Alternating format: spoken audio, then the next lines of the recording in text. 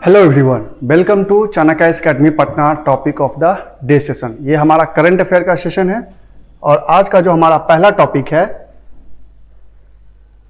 Is related with Fujiwara effect. अब ये Fujiwara effect क्या है? तो बेसिकली ये साइक्लोन से रिलेटेड है। यह जब जब सेम स्ट्रेंथ के दो साइक्लोन मर्ज होते हैं या फिर अलग अलग, एक कोई बड़ा साइक्लोन, लार्ज स्केल साइक्लोन है, एक स्मॉल स्केल साइक्लोन है, तो बेसिकली द मर्ज जब होते हैं साइक्लोन्स और वह एक मेगा साइक्लोन का फॉर्मेशन करते हैं, that effect is called Fujiwara effect. Merger of cyclones is called Fujiwara effect which led to the formation of a mega cyclone. आप इस फिगर में देख सकते हैं, suppose here is a cyclone and here is another cyclone. अब ये rotate कर रहे हैं अराउंड ईच अदर। एक टाइम आएगा जब यह साइक्लोन और यह साइक्लोन एक दूसरे के साथ मर्ज हो जाएंगे, which led to the formation of a mega cyclone. मतलब दो साइक्लोन अगर सेम ओशियन में, फॉर एग्जांपल पैसिफिक ओशियन में हो, इंडियन ओशियन में हो, तो दो साइक्लोन, ट्रॉपिकल साइक्लोन, जब दो ट्रॉपिकल साइक्लोन मर्ज हो जाते हैं और एक बड़े साइक्लोन का फॉर्मेशन करते हैं, that effect is called Fujiwara effect. आप देख सकते हैं merging of two form mega cyclones. तो आपने समझ गया होगा कि आप समझ गए होंगे कि ये जो साइक्लोन है, बेसिकली जो इफेक्ट है वह दो साइक्लोन, ट्रॉपिकल साइक्लोन के मर्ज होने के कारण यह इफेक्ट प्रोड्यूस होता है।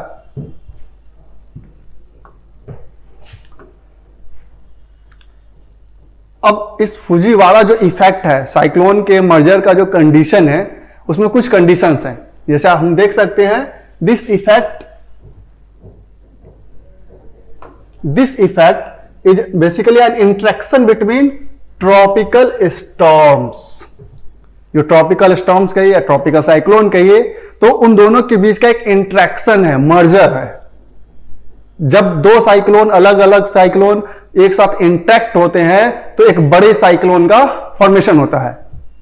Form around the same time in the same ocean region with their centre or eyes at a distance less than 1400 kilometre. वह एक ही ओशियन में होंगे। Suppose this is Indian ocean, suppose this is Indian ocean. यहां पे एक cyclone formation हो रहा है, tropical cyclone, here is 1 and 2। जो सेंटर ऑफ साइक्लोन है, जिसे हम लोग ट्रॉपिकल साइक्लोन के केस में आई बोलते हैं, आई, सेम टाइम में दोनों डेवलप होते हैं, बट ये रोटेट करते करते, दोनों एक दूसरे के साथ रोटेट करते करते एक टाइम आएगा जब दोनों इंटरेक्ट होते हैं और एक बड़े साइक्लोन का फॉर्मेशन करते हैं। मींस मर्जर जो ऑफ आई है। अब जो अलग अलग जो आई डेवलप होते हैं, ट्रॉपिकल साइक्लोन में हम लोग देखते हैं कि आई होता है जो सेंटर पे होता है, उसके बगल में आई वॉल होता है, फिर क्लाउड का डेवलपमेंट होता है जो उसका स्ट्रक्चर होता है। तो सेम टाइम में एक ही ओशियन में एक पर्टिकुलर डिस्टेंस अप्रोक्स 1400 किलोमीटर पे अगर दो साइक्लोन डेवलप होते हैं और उनका इंट्रैक्शन होता है, उनके आई जाके एक साथ मर्ज हो जाते हैं और एक सिंगल आई बन जाते हैं। मतलब दोनों का इंट्रैक्शन इस तरीके से होता है कि एक दूसरे में वो मर्ज हो जाते हैं और एक बड़े साइक्लोन का फॉर्मेशन करते हैं। तो कंडीशन क्या है कि एक ही ओशियन में सेम टाइम पे अलग अलग उनके सेंटर्स होते हैं। आई जो कहते हैं ट्रॉपिकल साइक्लोन के आईज, वो अलग अलग होते हैं। जब वो इंट्रैक्शन के बाद वह एक आई में डेवलप हो जाते हैं, that is called Fujiwara effect. तो जब दो साइक्लोन, अलग अलग साइक्लोन एक साथ मर्ज होंगे, उनकी इंटेंसिटी बढ़ेगी और वो ज्यादा अफेक्ट करेंगे। The interaction could lead to change in track and intensity. अब जैसे ही वो एक दूसरे के साथ इंटरेक्ट करेंगे तो इनका इंटेंसिटी भी बढ़ेगा और हो सकता है कि उनका जो ट्रैक होता है, जो मूवमेंट का, अगर सपोज कर लीजिए पहले उन्हें वेस्ट की ओर अगर मूव कर रहे हो तो हो सकता है आफ्टर इंटरेक्शन उनका ट्रैक भी चेंज हो सकता है। तो मेनली जब वो इंटरेक्शन होता है तो उनका पाथ चेंज हो जाता है, उनका ट्रैक चेंज हो जाता है और इंटेंसिटी बढ़ जाने की संभावना अधिक रहती है। In rare cases, the two systems could merge, especially when they are of similar size and intensity, to form a bigger storm. लेकिन ये जो 100% मर्जर सोच है कि 100% एक दूसरे में मर्ज हो जाएगा, यह तभी पॉसिबल है जब दोनों साइक्लोन का जो स्ट्रेंथ है वह इक्वल होगा, दोनों का इंटेंसिटी इक्वल हो, दोनों का स्ट्रेंथ इक्वल हो, देन ओनली मर्जर पॉसिबल है। अदरवाइज अगर एक साइक्लोन के रिस्पेक्ट में दूसरा कम इंटेंसिटी का है, वह कम स्केल का है, तो जो उसको वाइप आउट कर देगा, जो बड़ा वाला साइक्लोन होगा उसको कंप्लीटली वाइप आउट कर देगा। तो मर्जर का कंडीशन तभी पॉसिबल है जब इक्वल साइज के और इक्वल स्ट्रेंथ के साइक्लोन हो, तभी वो पॉसिबल हो सकता है। अब हम कंडीशन देखेंगे कि यह जो मर्जर का कंडीशन है किस किस केसेस में पॉसिबल है।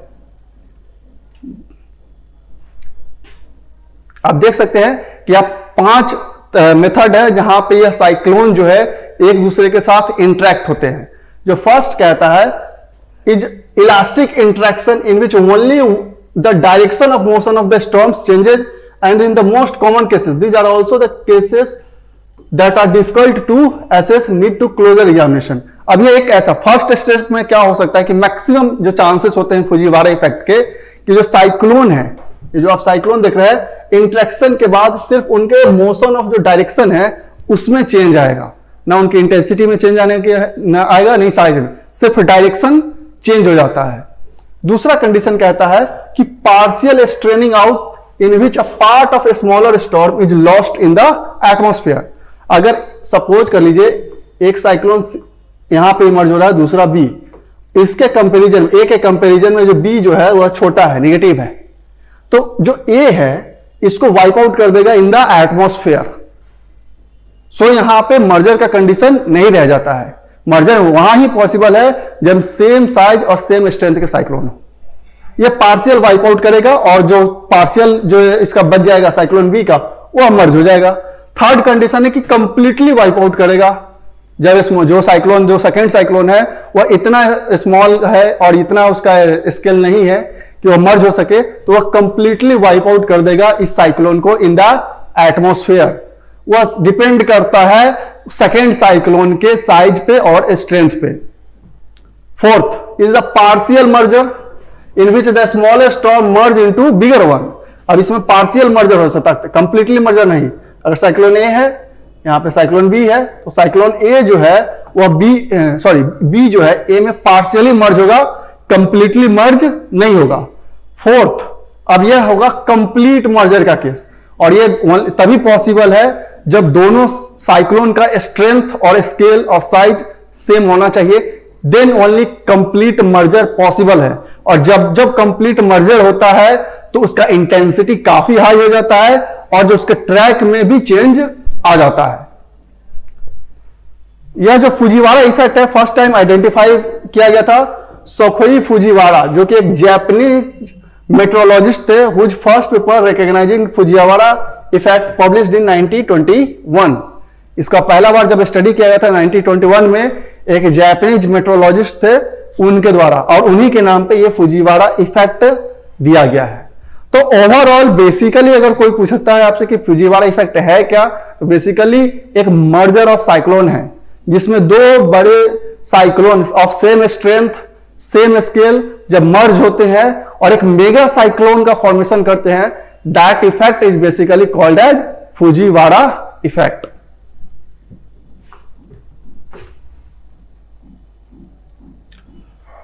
Our next topic is related with the economy, that is open offer.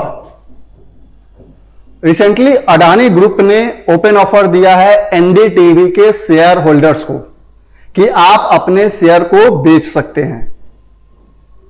यह ओपन ऑफर क्या है कि जब एक एक्वायरर, जैसे अभी रिसेंटली अडानी ग्रुप ने एनडीटीवी के बहुत सारे शेयर्स को एक्वायर किया है, तो एक एक्वायरर जो है वह अदर शेयर होल्डर्स को एक ऑप्शन देता है ओपन ऑफर के थ्रू कि आप अपने शेयर में से जो अगर शेयर बेचना चाहते हैं तो आप बेच सकते हैं।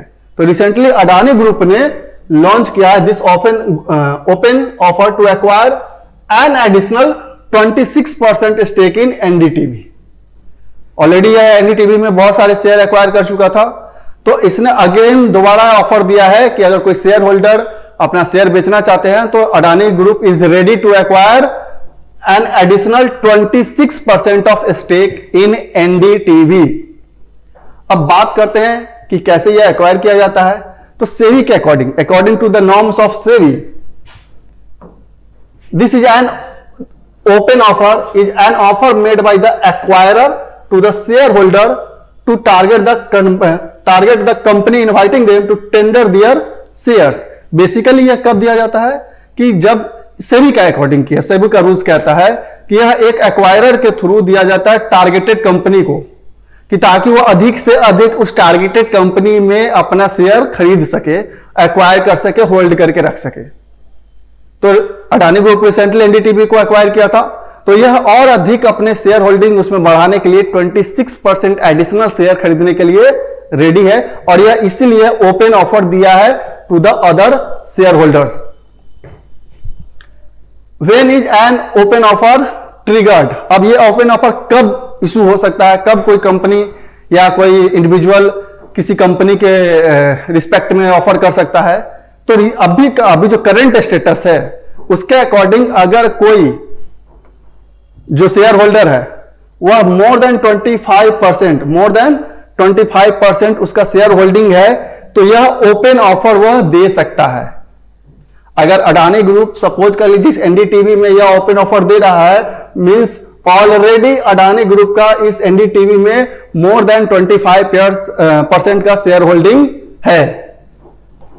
प्रायर टू 2011 यह कंडीशन 15% का था कि अगर कोई 15% एक्वायर करके रखा हुआ है शेयर, देन वह ओपन ऑफर दे सकता है। बट अभी करंट स्टेटस ये है कि अगर कोई 25% तक किसी कंपनी में शेयर होल्डिंग करके रखा है तो वह open offer other share holders को दे सकता है, ताकि अपना एक्वायरिंग जो उसका शेयर होल्डिंग है उसे वह बढ़ा सके।